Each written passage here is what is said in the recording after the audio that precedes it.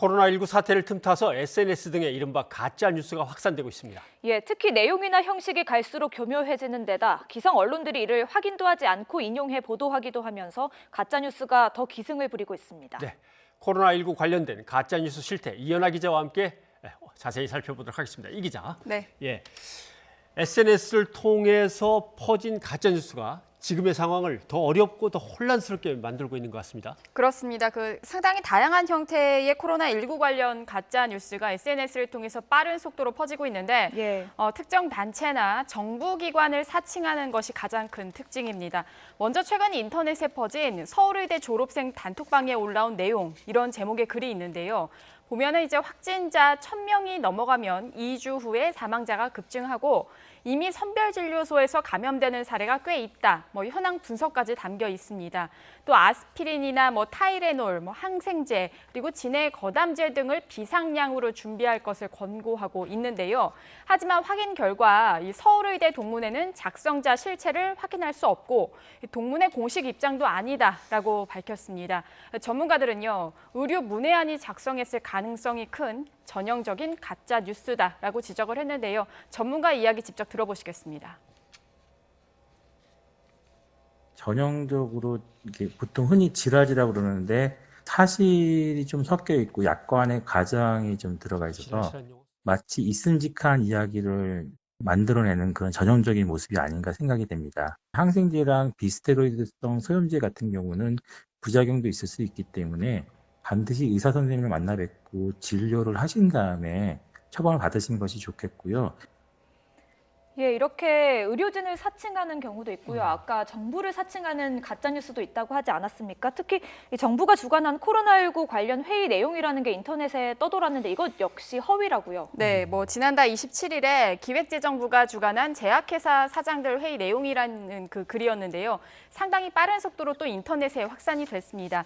이 내용은 이제 코로나19 관련 내용과 그리고 여행업계 동향을 1번부터 8번까지 정리한 글인데 백신은 4월경에 나온다. 또 바이러스는 곧바로 폐를 손상시킨다. 또 일부 여행사를 제외한 나머지 여행사 모두 부도다. 이런 내용이 담겨 있었습니다. 하지만 확인 결과 기획재정부는요, 제약회사 대표 회의 자체가 없었다라고 밝혔고요. 또 한국여행협회도 대부분 여행사 부도는 가짜뉴스다라고 강조를 했습니다. 네. 최근 SNS에 퍼진 코로나 자가진단법이 있었습니다. 저도 이거 낚였습니다. 속았습니다. 네. 해봤습니다. 아, 정말요?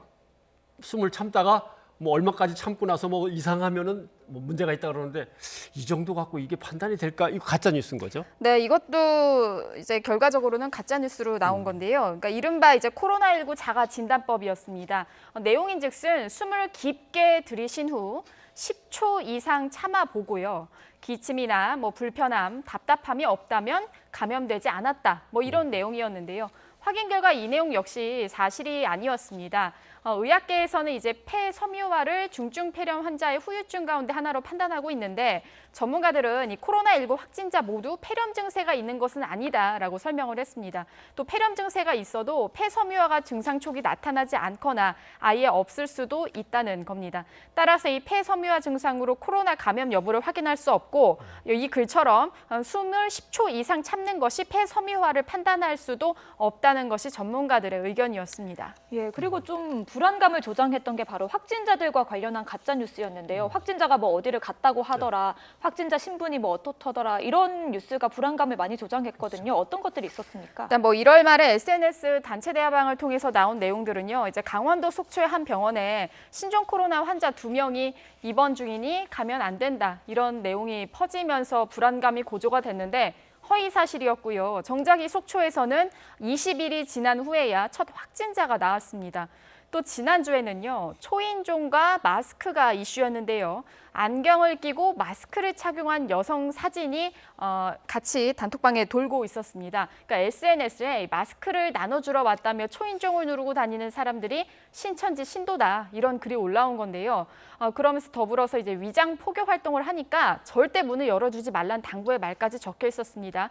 하지만 확인 결과 이것은 사실이 아니었습니다. 이 초인종을 누르고 마스크를 나눠주겠다라고 밝힌 사람들은요, 마을의 이장이나 통장, 공무원이었습니다.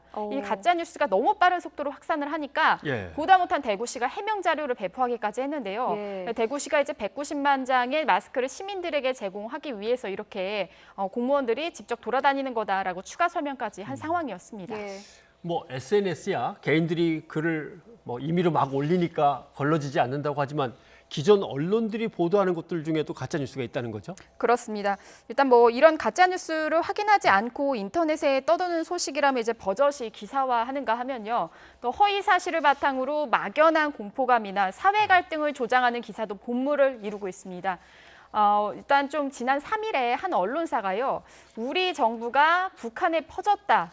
이런 굉장히 좀 자극적인 내용의 기사를 게재했는데 예. 이 내용인즉슨 뭐냐면 북한 의료진이 한국산 마스크를 착용을 했는데 알고 보니까 우리 정부가 북한에 마스크를 제공했다 이런 내용이었습니다. 하지만 이에 대해서 통일부가 입장을 밝혔는데요. 통일부는 이 북한에 마스크를 지원한 사실이 없다며 관련 보도를 공식 부인했습니다. 이어서 국내 민간단체가 마스크 대북 지원을 위해 반출 신청을 한 사례도 없다. 따라서 이 가짜뉴스 생산과 유포 행위 모두에 대해서 법적 조처를 검토하겠다라고 밝히기까지 했습니다. 지난달부터 검찰도 코로나19 관련 가짜뉴스 유포를 5대 중점 대응 범죄 가운데 하나로 정하고 수사에 나섰습니다. 정부는 바이러스 방역, 치료에 최선을 다하고 있는 지금 이런 가짜뉴스가 혼란을 가중시키고 혐오와 갈등을 부추길 수 있다며 엄벌에 처할 것이다라는 방침을 밝힌 상황입니다. 예, 네. 이현아 기자와 짚어봤지만 가짜뉴스 참 심각한 문제입니다. 네. 5대 중점 대응 범죄 이렇게 돼 있습니다. 예. 근데 가끔 기사를 보면서 아니 저거는 전화 걸어서 확인만 해봐도 알 수 있는 내용인데 왜 확인을 안 했을까? 확인을 일부러 하기 싫어하는 걸까? 이렇게 의문이 드는 기사들도 참 있는 것 같습니다. 걱정입니다. 이현아 기자 수고하셨습니다.